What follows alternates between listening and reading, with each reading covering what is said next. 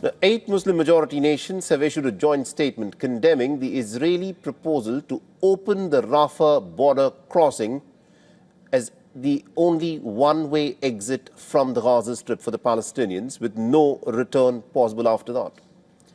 The 8 countries include Turkey, Egypt and Saudi Arabia, and have expressed some deep concerns that this move could lead to the forced expulsion of the Palestinians from their homeland, a move they strongly oppose. The countries are urging against any actions that could exacerbate the humanitarian catastrophe that is unfolding in the occupied Palestinian territories because of the Israeli onslaught. The Rafah border crossing is a vital lifeline for the Palestinians, serving as the sole gateway to Egypt and to the outside world. However, Israel has now said that it will open the Rafah crossing for the Palestinians only as an exit measure and will not allow the Palestinians to re-enter again. But Egypt wants the crossing to be immediately opened in both directions so that the Palestinians in Egypt can in fact return back into the Gaza Strip. Now, Cairo is opposed to the Palestinian refugees permanently resettling in Egypt. It believes that Israel still harbors plans to push the Palestinians out of the Gaza Strip. Meanwhile, according to the Palestinian officials, 1 Palestinian was killed in West Bank after the Israeli troops opened fire at the men who were exiting a local mosque after the Friday prayers. Now, the Israeli forces, however, claimed that some terrorists had pelted rocks at the troops, and there was a violent confrontation that occurred, following which the IDF opened fire and then hit 1 person.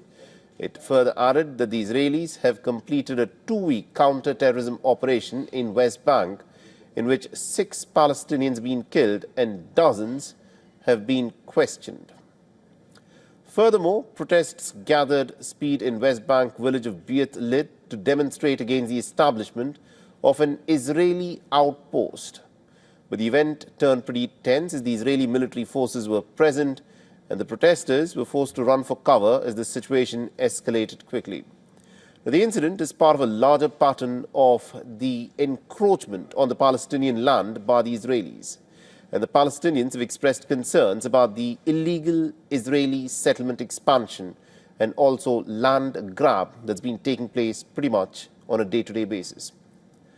They've also emphasized the adherence to the US brokered peace plan, which includes keeping the Rafah border crossing to be open in both directions and to ensure the freedom of movement for the Palestinians.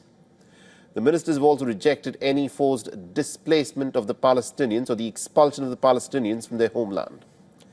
In another development, Ireland's national broadcaster RTA has announced that it will boycott the 2026 Eurovision Song Contest in protest against the Israeli participation, citing the tragic loss and the killings of the Palestinians in the Gaza Strip, and also the humanitarian catastrophe that is unfolding there because of the Israeli blockade.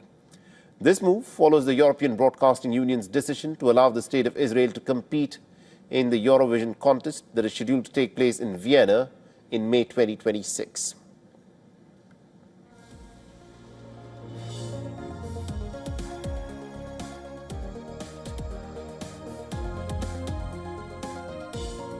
For all the latest news, download the WION app and subscribe to our YouTube channel.